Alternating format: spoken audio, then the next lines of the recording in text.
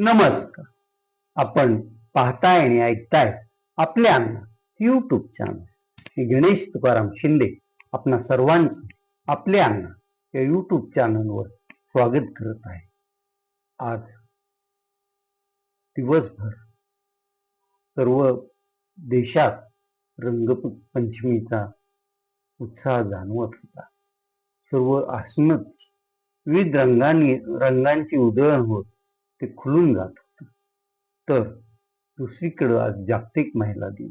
जागतिक महिला दिनाचं शासनातर्फे आणि विविध संस्थांतर्फे कार्यक्रम राज्यभर साजरे झाले आणि होत आहे आणि अनेक महिलांचा गौरव पण यात करण्यात येत आहे. तर परवा धुलीवंदन झाले. धुलीवंदनाला पण रंग खेळला जातो, चिखलानं एकमेकांना भरवलं जातं आणि या धुलीवंदनात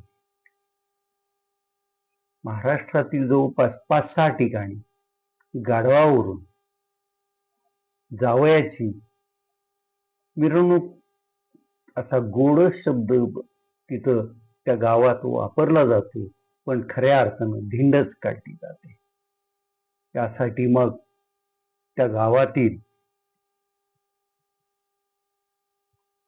लोक जावयाचा शोध एक आठवड्या अगोदरपासून सुरू करतात. नेमका वेळी कोणता जावई गाठायचा, त्याला घुलवून कसं गावात आणायचं आणि अगदी ढोल ताशात रंगानं आणि चिखलानं माखून त्या जावयाची मिरवणूक गावभर कशी काढायची हा त्यांच्या मनात विचार असतो. ही प्रथा बीड जिल्ह्यातील विडा, धाराशिव जिल्ह्यातील इटकूर, तिकडे अहिल्यानगर जिल्ह्यात आणि जिथं आमची सासरवाडी आहे त्या नाशिक जिल्ह्यात पण होत असत. म्हणजे तो कार्यक्रम घडवला जातो. मात्र इटकूरकर गेल्या 3-4 वर्षापासून तशी कमनशिबीच म्हणायला हवी.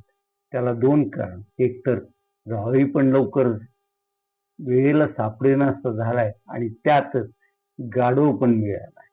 मग परंपरा तर म्हणजे जवळपास 3 पिढ्यापासून इटकूर गावात पण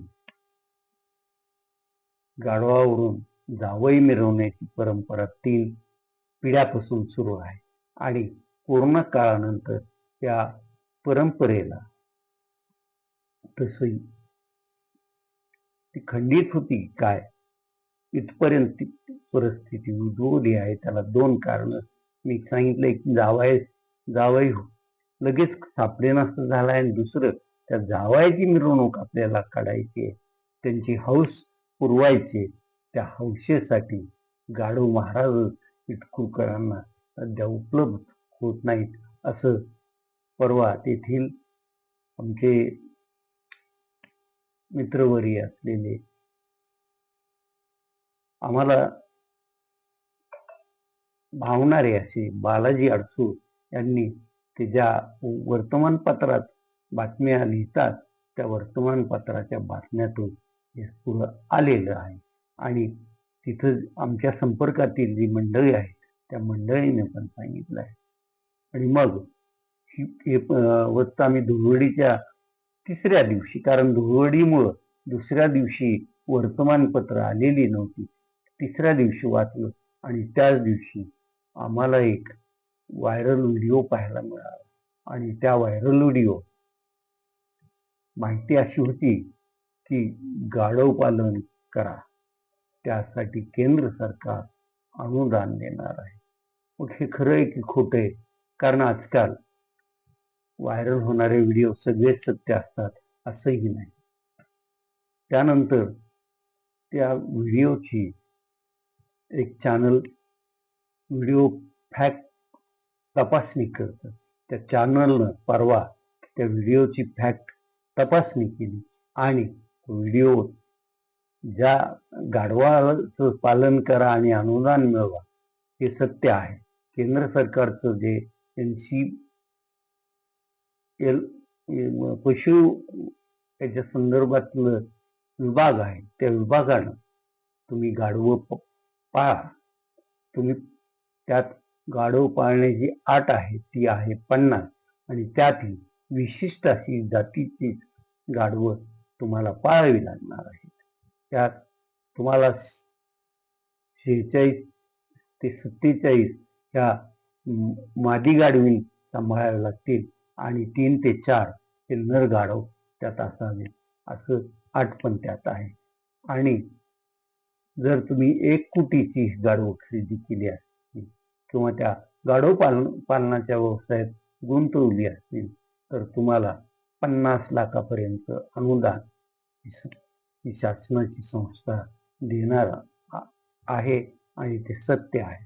तसा गाढव हा प्राणी वाळवंट आणि खुरट्या गवताच्या प्रदेशात जास्त प्रमाणात आढळून येतो. मंगोलियापासून ते इकडं आफ्रिका सर्वत्र गाढवं आहेत.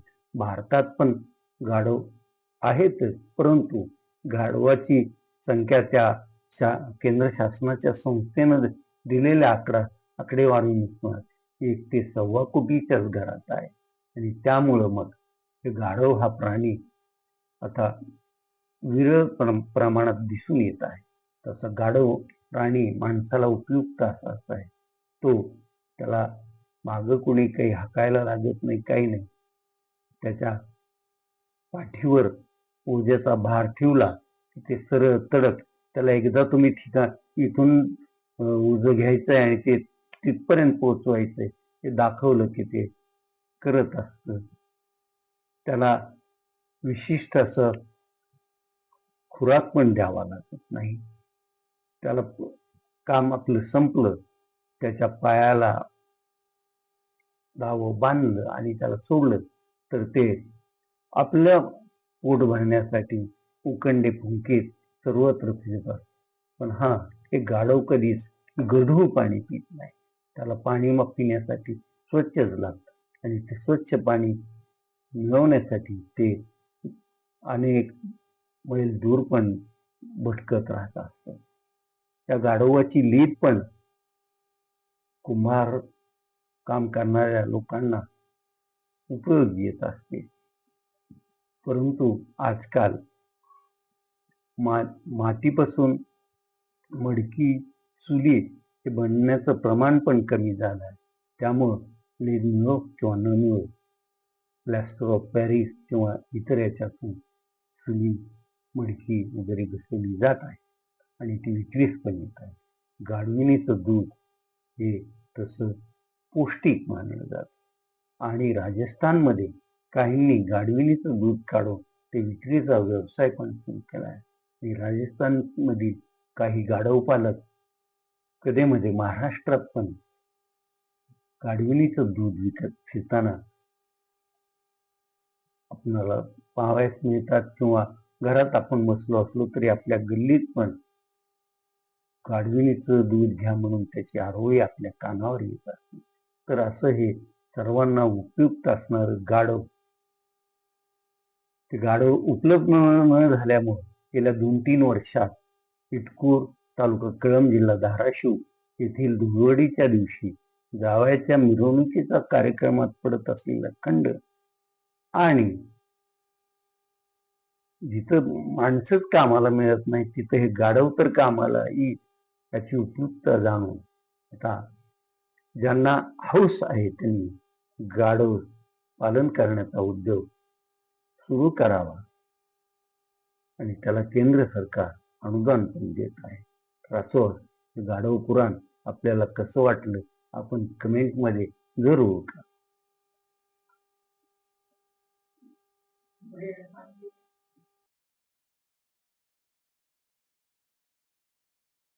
आता 1-1.5 तासात अहमदाबाद येथील देशातील सर्वात मोठ्या अशा स्टेडियम नरेंद्र मोदी या स्टेडियमवर T20 विश्वचषकाची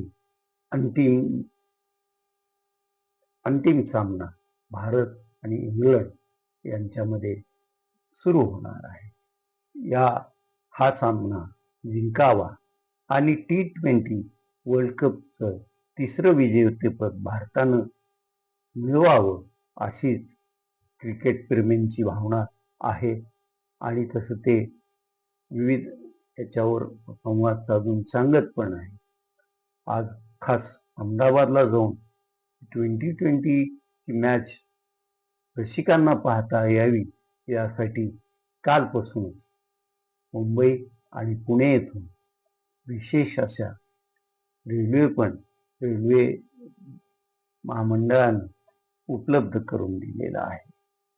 त्या रेल्वे काल संध्याकाळी एक मुंबईतून एक पुण्यातून अहमदाबादला रवाना झाली आणि सकाळी तिथं जे रसिक आज सामना तिथं पाहणार आहेत ते पोहोचले.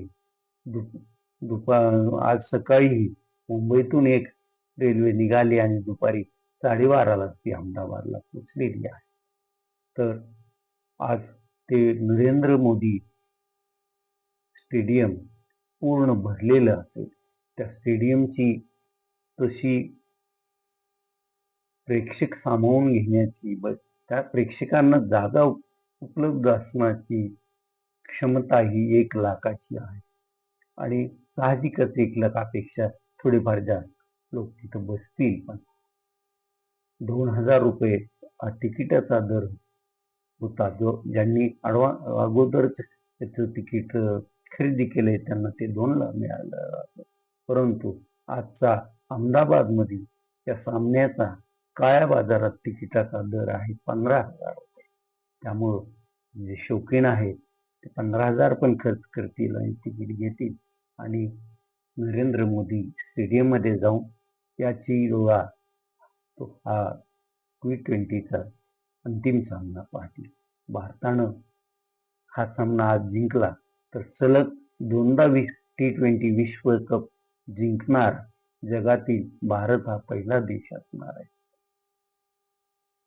तर आज तसंच घडू, इतिहासाची पुनरावृत्ती होऊ अशीच सर्व मनोमन कामना करतायत. आपल्या अण्णा चॅनल पण तेच कामना करतं. आज आपण आता इथेच थांबूया. तुम्ही आपल्या अण्णा YouTube चॅनल सबस्क्राईब करा, लाईक करा आणि कमेंट्स पण करा. धन्यवाद.